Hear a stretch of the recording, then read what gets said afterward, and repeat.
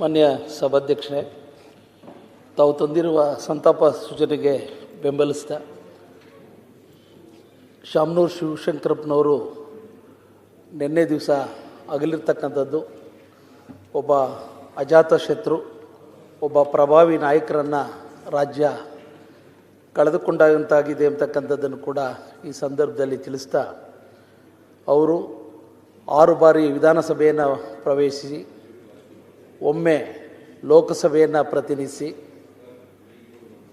ಈ ಹಿಂದೆ ಪ್ರಥಮ ಸಂದರ್ಭದಲ್ಲಿ ಮಾನ್ಯ ಸಿದ್ದರಾಮಯ್ಯನವರು ಸರು ಮುಖ್ಯಮಂತ್ರಿಗಳಾಗಿದ್ದಂಥ ಸಂದರ್ಭದಲ್ಲಿ ತೋಟಗಾರಿಕಾ ಸಚಿವರಾಗಿ ಈ ಒಂದು ರಾಜ್ಯಕ್ಕೆ ತನ್ನದೇ ಆದಂಥ ಸೇವೆಯನ್ನು ಮಾಡಿದಂಥವರು ಸನ್ಮಾನ್ಯ ಶ್ರೀ ಶಾಮನೂರು ಶಿವಶಂಕರಪ್ಪನವರು ಎಂಬತಕ್ಕಂಥದ್ದನ್ನು ಹೇಳಲಿಕ್ಕೆ ಬಯಸ್ತಾ, ಅವರು ಶಿಕ್ಷಣ ಮಾತ್ರವಲ್ಲದೆ ಕ್ರೀಡೆ, ಸಾಹಿತ್ಯ, ಉದ್ಯಮ ಕ್ಷೇತ್ರಕ್ಕೂ ಕೂಡ ಅಪಾರವಾದಂಥ ಒಂದು ಸೇವೆಯನ್ನು ಸಲ್ಲಿಸಿ ದಾವಣಗೆರೆ ಜಿಲ್ಲೆಯನ್ನು ಸರ್ವತೋಮುಖ ಅಭಿವೃದ್ಧಿಗೆ ಕಾರಣಕರ್ತರಾಗಿ ಸೇವೆಯನ್ನು ಸಲ್ಲಿಸಿದಂಥವರು, ದಾವಣಗೆರೆಯನ್ನು ಈ ರಾಜ್ಯ ಮತ್ತು ರಾಷ್ಟ್ರಕ್ಕೆ ಪರಿಚಯಿಸಿದಂಥವರು ಶಾಮನೂರು ಶಿವಶಂಕರಪ್ಪನವರು ಎಂಬತಕ್ಕಂಥ ಮಾತನ್ನು ಕೂಡ ನಾನು ಈ ಸಂದರ್ಭದಲ್ಲಿ ಹೇಳ್ತಾ, ಅಖಿಲ ಭಾರತ ಮಹಾಸಭಾದ ರಾಷ್ಟ್ರೀಯ ಅಧ್ಯಕ್ಷರಾಗಿ ಸಮಾಜದ ಒಂದು ಸಂಘಟನೆಯಲ್ಲಿ ಯಶಸ್ವಿಯಾದಂಥ ಒಬ್ಬ ಮಹಾನ್ ನಾಯಕರು ಕೂಡ ಆಗಿದ್ದಂಥವರು ಶಾಮನೂರು ಶಿವಶಂಕರಪ್ಪನವರು ಎಂಬತಕ್ಕಂಥದ್ದನ್ನು ಕೂಡ ಹೇಳ್ತಾ, ಕಷ್ಟ ಕಾಲದಲ್ಲಿ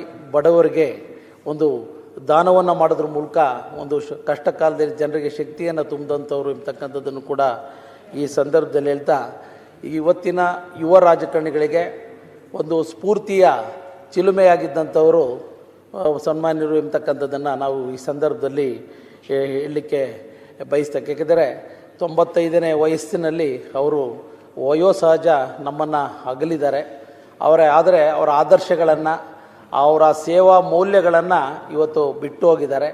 ಅವರು ಮುಂದಿನ ಒಂದು ಜನ್ರೇಷನ್ಗೆ ಒಂದು ಆದರ್ಶವಾಗಿದ್ದರು ಎಂಬತಕ್ಕಂಥ ಮಾತನ್ನು ಕೂಡ ನಾನು ಈ ಸಂದರ್ಭದಲ್ಲಿ ಹೇಳ್ತಾ, ಅವರ ಆತ್ಮಕ್ಕೆ ಭಗವಂತ ಚಿರಶಾಂತಿಯನ್ನು ಕಲ್ಪಿಸಲಿ, ಅವರ ಕುಟುಂಬಸ್ಥರಿಗೆ ಮತ್ತು ಅಭಿಮಾನಿ ಬಂಧುಗಳಿಗೆ ದುಃಖವನ್ನು ಭರಿಸ್ತಕ್ಕಂಥ ಶಕ್ತಿಯನ್ನು ದಯಪಾಲಿಸಲಿ ಅಂತ ತಮ್ಮ ಮೂಲಕ ಪ್ರಾರ್ಥನೆ ಮಾಡ್ತೇನೆ.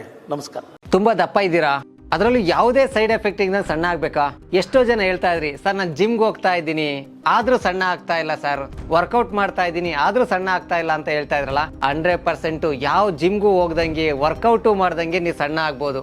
ಪ್ರತಿದಿನ ಬೆಳಿಗ್ಗೆ ಸಂಜೆ 2 ಟೈಮ್ ನಮ್ಮ ಜೀನಿ ಸ್ಲಿಮ್ನ ಯೂಸ್ ಮಾಡಿ ಯಾವುದೇ ಸೈಡ್ ಎಫೆಕ್ಟ್ ಇಲ್ದಂಗೆ ನೀವು ಸಣ್ಣ ಆಗ್ತೀರಾ. ಯಾಕೆಂದ್ರೆ ಜೀನಿ ಸ್ಲಿಮ್ಮು ಒಂದು ಉತ್ತಮ ಆಹಾರ. ಯಾರಾಗ್ತಾರೆ ಎಂಎಲ್ಎ ಅಭ್ಯರ್ಥಿ 2028 ಶೀಘ್ರದಲ್ಲೇ. ಪ್ರತಿದಿನ ಒಂದೊಂದು ಕ್ಷೇತ್ರದ ಟಿಕೆಟ್ ಆಕಾಂಕ್ಷಿಗಳ ಸಂಪೂರ್ಣ ಮಾಹಿತಿ ಪೊಲಿಟಿಕಲ್ ಜರ್ನಲಿಸ್ಟ್ KM ಶಿವಕುಮಾರ್ ಅವರಿಂದ. ಕರ್ನಾಟಕದ ನಂಬರ್ 1 ಡಿಜಿಟಲ್ ಮೀಡಿಯಾ ನಿಮ್ಮ ನೆಚ್ಚಿನ ಕರ್ನಾಟಕ ಟಿವಿಯಲ್ಲಿ ಮಾತ್ರ.